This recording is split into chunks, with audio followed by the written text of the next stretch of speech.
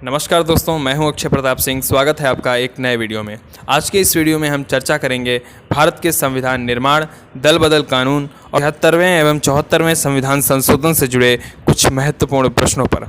मित्रों, कल युवा जोश के फेसबुक पेज पर पोस्ट किए गए प्रश्न का भी उत्तर आज इस वीडियो में हम लोग जानेंगे। तो मित्रों, कल का प्रश्न जो था वो प्रीवी पर्स की समाप्ति से संबंधित था। और मित्रों, प्रीवी पर्स के अंतर्गत राजा महाराजाओं को एक मुश्त धनराशि सरकार की तरफ से प्रदान की जाती थी, जिसे समाप्त किया था इंदिरा गांधी जी की सरकार ने। तो इसका सही उत्तर होगा श्रीमती इंदिरा गांधी जी। और आज जो प्रश्न पोस्ट किया गया है उस पर कल के वीडियो में चर्चा की जाएगी। तो आइए आज के महत्वपूर्ण प्रश्नों पर चर्चा करते हैं। भारतीय संविधान विश्व का सबसे बड़ा लिखित संविधान है और किसी भी राज्य को चलाने के लिए कुछ नियम निर्धारित किए जाते हैं और उन्हीं नियमों का संकलन संविधान कहलाता है।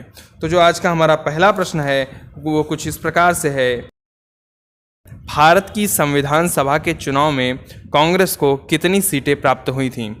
तो इसका उत्तर होगा कि प्रांतों के लिए निर्धारित 296 सीटों में से 208 सीटें, जो 296 सीटें चुनाव के लिए रखी गई थी, प्रांतों के लिए निर्धारित थीं, उसमें से 208 सीटें कांग्रेस पार्टी ने जीती थीं।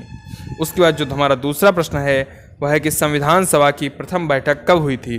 तो मित्रों, संविधान सभा की प्रथम बैठक हुई थी 9 दिसंबर 1946 को।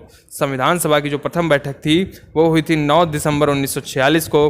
और संविधान सभा से संबंधित ही अगला प्रश्न भी है, और वो है कि प्रश्न संख्या 3 के संविधान सभा के अस्थायी अध्यक्ष कौन थे? तो संविधान सभा के अस्थायी अध्यक्ष थे डॉक्टर सच्चिदानंद सिन्हा। उसके बाद जो हमारा प्रश्न संख्या 4 है वह है कि संविधान सभा की संघीय संविधान समिति के अध्यक्ष कौन थे? ये प्रश्न महत्वपूर्ण है कि संविधान सभा की संघीय संविधान समिति के अध्यक्ष कौन थे? तो संघीय संविधान समिति के अध्यक्ष थे पंडित जवाहरलाल नेहरू जी। उसके उपरांत हमारा प्रश्न संख्या जो 5 है कि डॉक्टर राजेंद्र प्रसाद जी संविधान सभा के स्थायी अध्यक्ष कब निर्वाचित हुए? तो डॉक्टर राजेंद्र प्रसाद जी संविधान सभा के स्थायी अध्यक्ष निर्वाचित हुए थे 11 दिसंबर 1946 को, जो संविधान सभा की दूसरी बैठक थी। उसके बाद प्रश्न संख्या 6 है कि संविधान सभा में उद्देश्य प्रस्ताव किसने पेश किया था?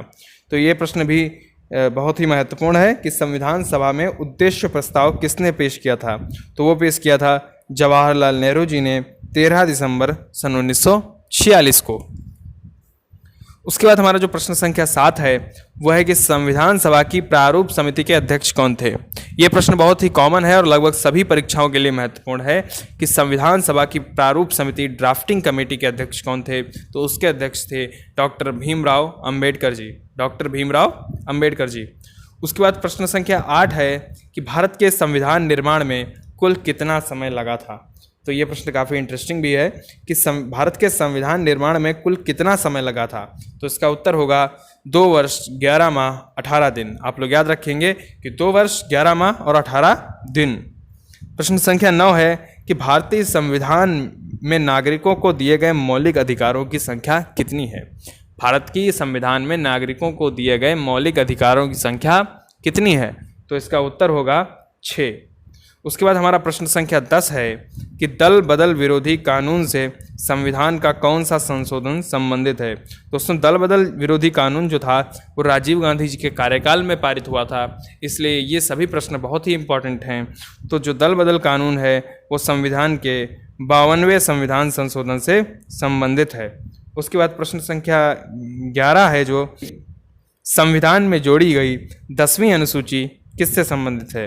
तो संविधान में जोड़ी गई 10वीं अनुसूची संबंधित है दल बदल के आधार पर अयोग्यता से, यानी कि संविधान में जोड़ी गई 10वीं अनुसूची दल बदल से संबंधित है। उसके बाद जो हमारा प्रश्न संख्या 12 है कि दल बदल विरोधी अधिनियम कब पारित हुआ? तो ये प्रश्न भी काफ़ी महत्वपूर्ण है कि दल बदल विरोधी अधिनियम पारित हुआ था 15 फरवरी 1985 को राजीव गांधी जी के कार्यकाल में, जिनका कार्यकाल था 1984 से 1989 तक। उसके बाद हमारा जो अगला प्रश्न है वो कुछ इस प्रकार से है। प्रश्न संख्या 13 73वां संविधान संशोधन किससे संबंधित है?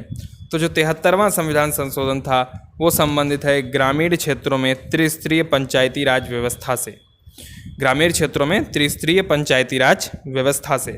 उसके बाद जो हमारा 74वां संविधान संशोधन पर प्रश्न है कि प्रश्न संख्या 14, 74वां संविधान संशोधन किससे संबंधित है?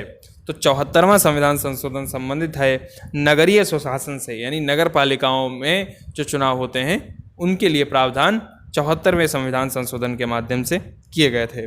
उसके बाद हमारा जो प्रश्न संख्या 15 है वह भी बहुत महत्वपूर्ण है कि राजीव गांधी जी के कार्यकाल में पंचायती राज संस्थाओं में महिलाओं के लिए कितने प्रतिशत आरक्षण का प्रावधान हुआ था? तो ये प्रश्न फेसबुक पेज पर भी पूछा गया था कि राजीव गांधी जी के कार्यकाल में पंचायती राज संस्थाओं में महिलाओं के लिए कितने प्रतिशत आरक्षण का प्रावधान हुआ था? तो इसका उत्तर होगा 33%, यानी कि 1/3। तो इसका उत्तर होगा 33%। तो आज के वीडियो में बस इतना ही। कृपया चैनल को सब्सक्राइब कर लीजिए और बेल आइकन दबा दें ताकि मेरे वीडियोस आगे भी आप तक पहुंचते रहें। मैं लगातार आपके लिए इसी प्रकार के उपयोगी वीडियोस लेकर आता रहता हूं। धन्यवाद।